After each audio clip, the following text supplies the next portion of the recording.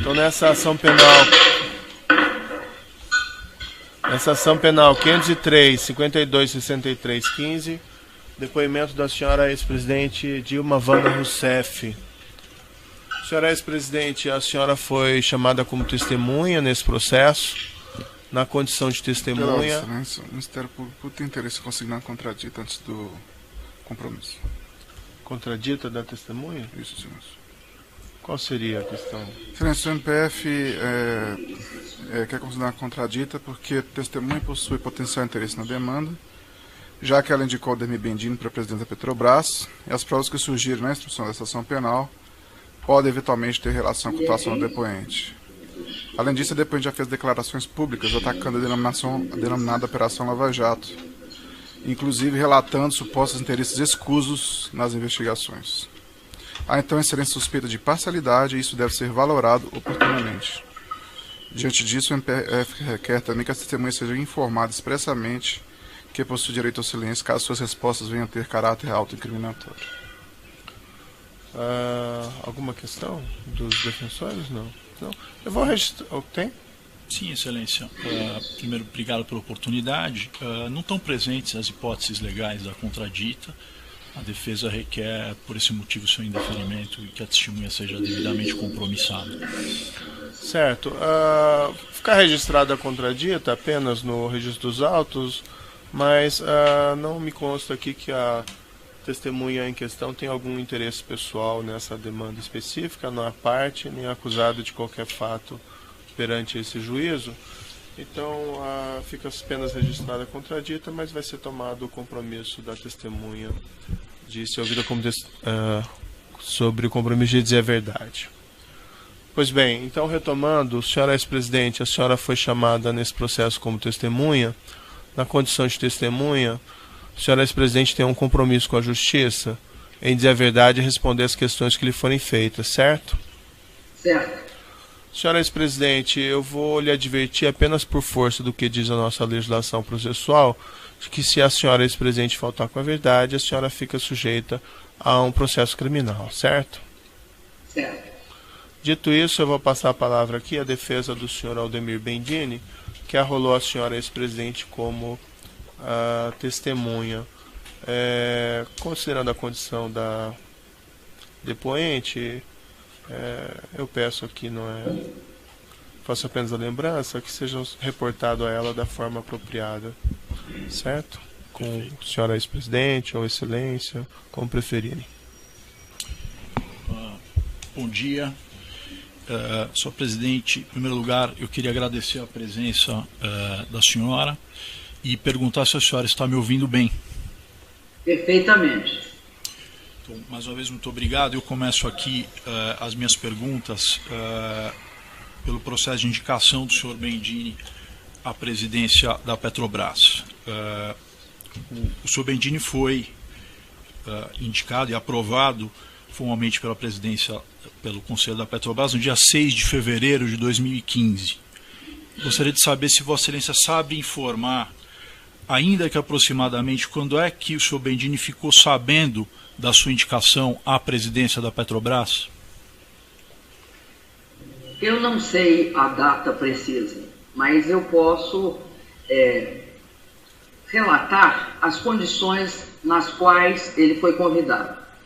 Por 3 vezes, ou talvez 4, a doutora Maria da Graça Foster, que era presidente da Petrobras, por várias razões, principalmente porque o conjunto da diretoria queria se afastar, colocou seu cargo à disposição.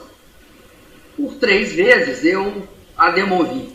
Na última vez, eu não consegui demovê-la se afastar, porque a razão que ela alegava era que os demais se afastariam.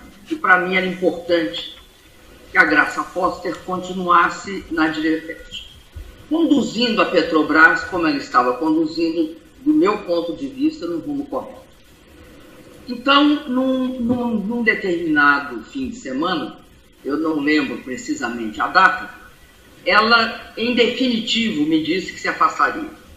E que tinha, portanto, me pedia que eu tomasse a providência, porque a Petrobras, como sendo uma empresa da importância que é, ela não podia ficar sem direção, porque não só a Graça Forster se afastaria, mas também mais diretores da Petrobras se afastariam também. Então, isso me foi comunicado e eu sei que no prazo mais exíguo possível, eu acredito que dentro de uma mesma semana, eu convidei o Dr. Bendini e também convidei também o Dr. Ivan, como o Dr. Bendini como presidente, o Dr. Ivan como diretor financeiro, e na sequência eles tomaram posse como conselheiros, né, e depois foram ratificados pela Assembleia. Perfeito. Foi num prazo bastante exíguo esse processo. Perfeito. Isso está perfeitamente documentado, se eu não me equivoco, pela empresa. Perfeito. A data formal que o senhor Bendini assumiu a presidência é 6 de fevereiro, que é uma sexta-feira. Então, pelo que eu entendi, a indicação dele foi feita no curso desta mesma semana. Foi tudo, porque não era importante que não houvesse vacância. Uma vacância porque afetaria não só as ações da empresa, mas afetaria a avaliação da empresa. Então, nós tomamos essa medida o mais rápido possível. E, justamente, eu escolhi o Dr. Bendini e o Dr. Ivan pelo desempenho que tinham tido diante do Banco do Brasil, que era, de fato, um elemento, para mim, bastante valioso. Tanto do Dr. Ivan, como diretor financeiro, como do Dr. Bendini, que tinham tido, à frente do Banco do Brasil, um desempenho bastante significativo. O Banco do Brasil vinha se recuperando desde 2003, que estava numa situação bastante frágil em 2003, ao longo do governo do presidente Lula, e a partir de 2010 começou a apresentar, inclusive, muito bons resultados, o que também a imprensa avaliava nessa mesma direção. Perfeito. Foi a senhora que comunicou ao senhor Aldemir Bendini a indicação dele? Olha, eu convidei o Dr. Bendini para comparecer, já não me lembro se no Alvorada ou no Planalto. E nessa ocasião eu disse ao Dr. Bendini que para mim era importante que ele deixasse a presidência do Banco do Brasil e que fosse para a Petrobras. E eu sabia que para ele não era uma proposta imediatamente atraente, porque ele tinha uma situação mais confortável na presidência do Banco do Brasil, porque os principais desafios ele tinha conseguido superar, e o Banco do Brasil dava lucros significativos. Então, houve uma necessidade de uma persuasão. Eu persuadi o Dr. Bendini a aceitar, junto com o Dr. Ivan. Por que era também complicado? Era a saída dos dois.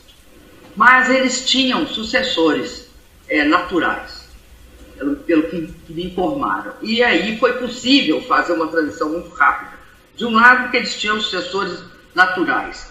De outro, porque nós precisávamos que fosse com essa rapidez. Que não deixasse um intervalo muito grande entre esse anúncio e a posse. Perfeito. Eu agradeço e aproveito para perguntar, nesta oportunidade em que a senhora conversou com o senhor Aldemir Bendini, aí na semana em que ele foi, efetivamente assumiu a presidência da Petrobras, mais alguém, além da senhora e ele, participaram desta conversa? Se é que a senhora se recorda? Olha, da conversa diretamente com ele, a primeira proposta minha para ele assumir a direção da Petrobras, eu não recordo de ninguém, mas na sequência eu comuniquei ao presidente do Conselho, o Dr. Guido Mantega. Eu tinha de comunicar ao presidente do Conselho, até porque a gente teria de acelerar o processo, né? Ele, como presidente do Conselho, ele era quem fazia a indicação em nome do acionista.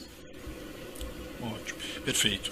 Antes desta oportunidade que a senhora fez o convite ao senhor Bendini, a senhora alguma vez conversou, em oportunidade anterior, sobre a potencial indicação dele à presidência da Petrobras? Não, até porque eu vou insistir, para mim era importante. Eu tinha e tenho uma avaliação muito boa da doutora Graça Foster. A doutora Graça Foster era uma pessoa da empresa que combinava uma grande capacidade de gestão e um conhecimento bastante aprofundado técnico, principalmente de uma área decisiva, que é a engenharia de poços de petróleo. E para mim era importante que ela permanecesse e concluísse o trabalho. Há uma série de fatos, principalmente relativos a todo o processo que a Petrobras passava, tornou para ela difícil esse processo. Eu não queria que ela se afastasse, eu tentava evitar o máximo possível. Isso também foi amplamente, eu nunca dei entrevista sobre isso, nem me manifestei sobre isso, mas isso era público e notório. Daí porque, de fato, eu tomei a atitude de trocar a diretoria da Petrobras a partir do fato que eu constatei que ela não ficaria. E aí, diante de todo o retrospecto, o Dr. Bendini na frente do Banco do Brasil foi uma das pessoas que eu pensei que pudesse substituí-la adequadamente. Perfeito. Eu agradeço a resposta e passo aqui a minha próxima pergunta, que se refere, Excelência, a um trecho da denúncia apresentada pelo Ministério Público Federal, na qual a senhora foi aqui citada, e eu vou pedir um esclarecimento da senhora no ponto. Diz a denúncia, com base numa declaração do senhor Marcelo Odebrecht, que a senhora teria constituído o então ministro Aloysio Mercadante como interlocutor do senhor Marcelo Odebrecht para tratar de questões relativas aí à Petrobras e Operação Lava Jato. Eu vou ler o trecho específico e peço para que a senhora, por gentileza, confirme se isso é verdadeiro ou não. Diz a denúncia no ponto, textualmente, o seguinte, Excelência. Aloysio Mercadante havia sido indicado a Marcelo Odebrecht pela então presidente da República, Dilma Rousseff, como sendo o interlocutor para tratar de assuntos relacionados à Operação Lava Jato. Repito isso em razão de uma referência feita no depoimento do senhor Marcelo Odebrecht. É verdadeiro isso que diz a denúncia, Excelência? Veja bem, eu acredito que as pessoas tendem a fazer avaliações se colocando no centro do mundo. Não é necessariamente verdade. Eu fui ministra-chefe da Casa Civil. O que cuida o ministro-chefe da Casa Civil? Cuida de toda a coordenação do governo e de todos os problemas, principalmente os problemas graves que um governo enfrenta. Então, a designação do ministro Mercadante como ministro-chefe da Casa Civil dá a ele essas atribuições. É isso que faz o ministro-chefe da Casa Civil.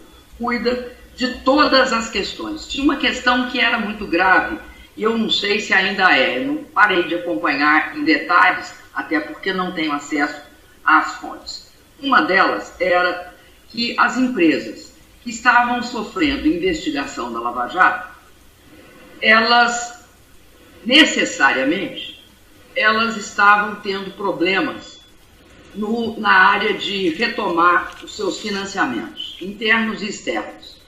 Isso criava para o governo um grande problema. Por quê? Porque essas empresas estavam comprometendo seus empregos e os seus financiamentos. Então, a discussão sobre a leniência era uma discussão presente para o governo. Nós discutimos leniência, não apenas através da CGU, da Controladoria Geral da União, da AGU, Advocacia Geral da União, da Casa Civil. Discutimos leniência no TCU com o Ministério Público também, porque achávamos, e eu particularmente continuo achando, que a gente tem de punir maus feitos. Punir executivos ou funcionários que pratiquem maus feitos. Punir quem quer que pratique maus feitos. Agora, as instituições, elas são produtos sociais, elas não podem ser punidas. Da mesma forma como se pratica internacionalmente. Não há A Siemens, por exemplo. A Siemens é uma empresa que já foi investigada várias vezes. Não foi uma só, não. Foi várias vezes. Por questões de que seus executivos praticaram atos de corrupção. Agora, não se destruiu a Siemens. A mesma coisa era a nossa preocupação. Nós tínhamos, de fato, uma preocupação pública em relação a construir as condições de leniência para que o processo tivesse punição dos responsáveis, mas que se salvasse as empresas de engenharia desse país, que são, não acredito que alguém desconheça, eram elementos essenciais da nossa competitividade, né? E ainda são. Ter empresas de engenharia, eu sou da época de 2003, 2004, 2005, quando não se conseguia uma empresa para fazer um projeto básico, nem um projeto executivo. Por quê? Porque você tinha morto a engenharia nacional. Então, essas empresas, elas tinham de ser preservadas, não através dos seus processos de corrupção, mas através daquilo que é produto, que uma empresa é produto. A empresa é um construto social. Ela não é, pura e simplesmente, a iniciativa de uma pessoa, né? São de vários, um grupo de pessoas. E, portanto, elas têm também um know-how, um conhecimento que é importante para o país. Por isso, sinto que a avaliação desse episódio pelo Dr. Marcelo Odebrecht, se isso é verdade, reduza a questão da leniência a si mesma. É uma forma de interpretar o mundo. Eu não concordo. Perfeito. Eu estou muito satisfeito com os esclarecimentos da senhora, agradeço a sua presença mais uma vez e aproveito para desejar um bom dia. Os demais defensores têm indagações? Sim, excelência. Bom dia, senhora presidenta. Aqui pela defesa de Fernando Reis, eu gostaria apenas de complementar alguns pontos que foram mencionados agora há pouco pela senhora. A senhora comentou, respondendo às perguntas do advogado anterior, que o país vivia alguns problemas financeiros e algumas empresas também passavam por problemas financeiros grandes, e que, nesse sentido, existiam alguns esforços do governo em suplantar essas questões. Especificamente quanto a um projeto da Sete Brasil com o estaleiro Enseada do Paraguaçu. A senhora se recorda de problemas financeiros enfrentados pela Sete Brasil a partir do fim de 2014? Olha, eu me recordo profundamente de algumas coisas que aconteceram em 2014. Eu não sei se o senhor tem, assim, conhecimento de como é que funcionou o mercado de petróleo de 2003 até 2014, segundo semestre de 2014. Mas o que se verificou foi o seguinte: você teve um surto de valorização do preço do petróleo extremamente significativo. Eu lembro que ao a gente entrar no governo, eu era ministra de Minas e Energia, o preço do petróleo chegou a $13 o barril. E $13 o barril é um preço bastante difícil de assegurar um certo nível de expansão da produção e da atividade. A partir daí, o preço do petróleo teve uma trajetória de alta, a ponto de chegar a $140 o barril. E isso implicava numa certa avaliação das empresas de petróleo, tanto no que se refere à sua capacidade. Elas tinham necessidade de colocar essa abundância de recursos em várias atividades. Não foi só a Petrobras. Qualquer empresa de petróleo, a Chevron, todas as grandes empresas chamadas majors, né, tiveram um processo de expansão acelerado. O que acontece na metade, começa e se acentua na metade de 2014? Começa uma queda do preço do petróleo. Ninguém sabia para onde iria naquela proporção que estava se desenhando. Então, generalizadamente no mundo, há uma queda das chamadas commodities, começando pelas petrolíferas, passando pelas minerárias e indo às alimentícias. É isso que provoca a chegada da crise econômica que a gente tinha evitado desde 2008, 2009, nós evitamos. a chegada da crise econômica nos países emergentes, no caso nosso, no Brasil. Ora, quando há essa brutal queda do preço do petróleo, apesar do Brasil não ser uma economia, por exemplo, como várias outras que viviam do petróleo dentro do seu orçamento, como é que o petróleo afeta a parte fiscal das empresas, a parte das empresas, porque diminui o lucro, diminui vertiginosamente. E exige que as empresas refaçam todos os seus cálculos. Por quê? Porque tem projetos que vão diminuir, vão deixar de ser efetivos com o petróleo a 80, a 60, chegando até 25, como chegou. Eles vão deixar de ser passíveis de ser executados. Agora, no caso do governo, nós tivemos um baita impacto. Por quê? Porque nós tributamos a Petrobras, tributamos a Vale, tributamos as empresas de alimento.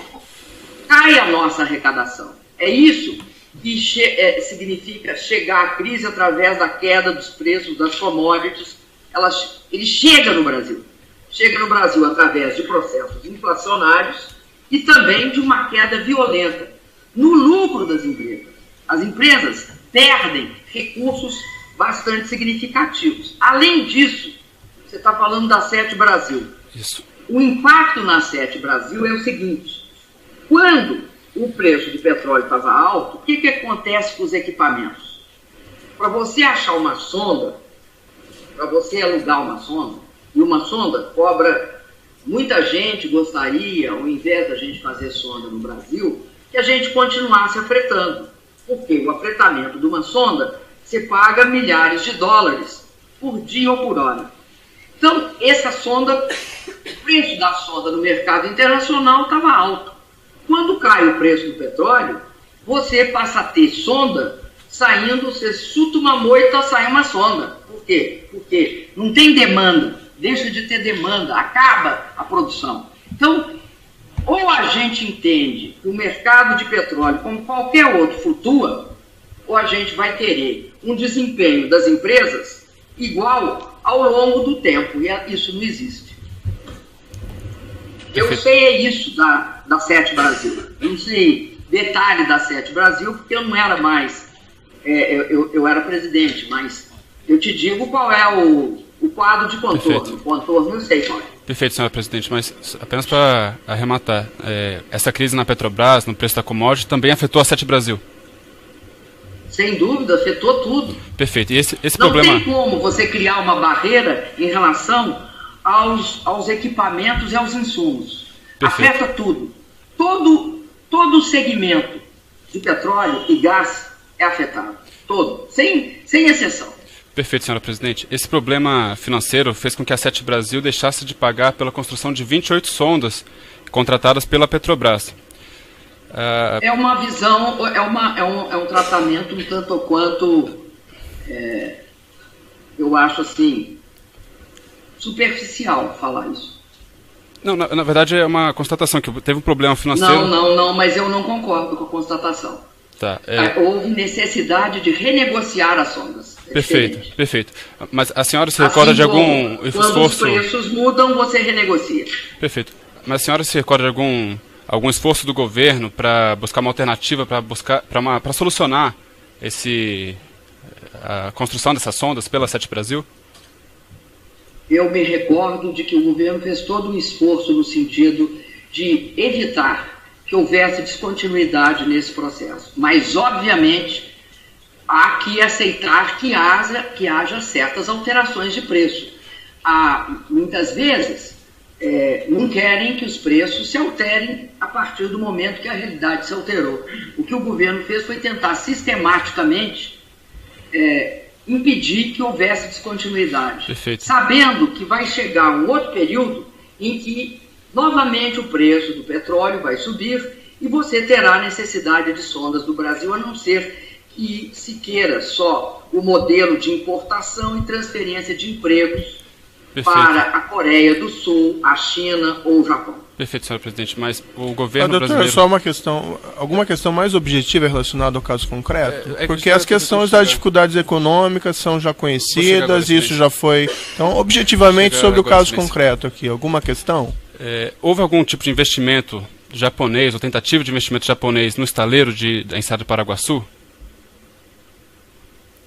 Olha, eu não tenho conhecimento assim, detalhado disso. Agora, nós tínhamos uma orientação, sim. A nossa orientação nós não éramos partidários de não haver parcerias entre investidores nacionais e investidores estrangeiros. A gente sempre olhou com muito bons olhos as parcerias entre brasileiros e japoneses. Agora, eu não tenho como especificar aqui o que houve no estaleiro Paraguaçu. O senhor há de convir que não há esse nível de detalhamento por parte da Presidência da República. Perfeito, mas a senhora se recorda de ter participado Não, doutor, eu vou indeferir essa questão, eu não vejo relação nenhuma com o caso concreto aqui. Alguma questão objetiva no caso concreto? Excelência, é porque há Não, eu não sei do que ele fala. Sim, só um minutinho, senhora presidente. É só um fato concreto que está citado na denúncia no que diz respeito ao estaleiro do Paraguaçu. Qual é a relação disso com a questão aqui combinada que é o objeto da acusação? Justamente para demonstrar o poder do presidente Aldemir Bendini. Presidente de quem? Aldemir Bendini. Justamente para demonstrar a questão do poder dele, da influência dele e como que ele poderia lidar com essas questões. Está indeferida a questão, não tem relação objetiva. Mais alguma questão? Não, excelência. Sem mais perguntas. Outro defensor tem indagações?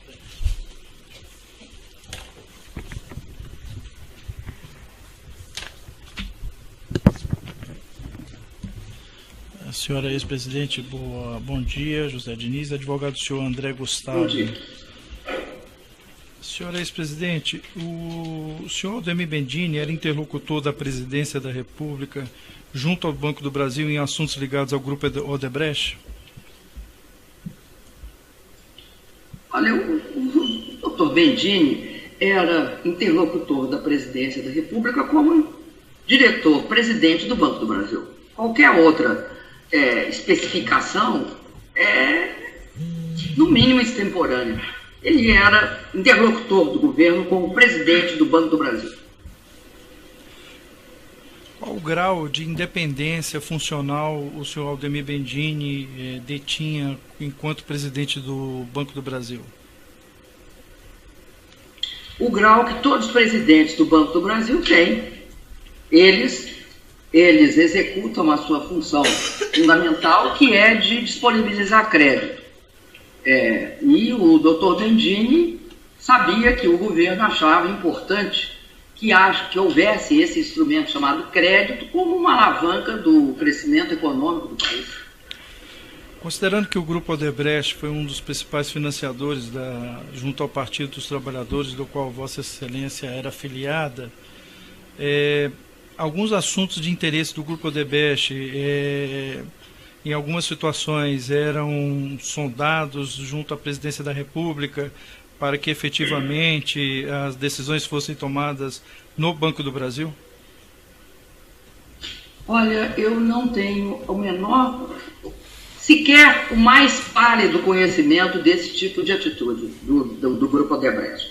Aliás, eu acredito que o Grupo Odebrecht, como qualquer outro grande grupo brasileiro, merecia toda a atenção do governo, não só por parte da Odebrecht, mas em todas as áreas que eles destinavam. Muitas vezes a gente concordava com os rumos propostos pelo Grupo Odebrecht. E é público e notório que muitas vezes também nós discordávamos. Agora, tínhamos uma relação de grande interesse, não porque eles contribuíssem ou não para a campanha, mas pela importância que o grupo tinha, e acredito que ainda tem, na economia brasileira. Sem mais perguntas. Certo, eu vou interromper aqui no tamanho do áudio, retomando.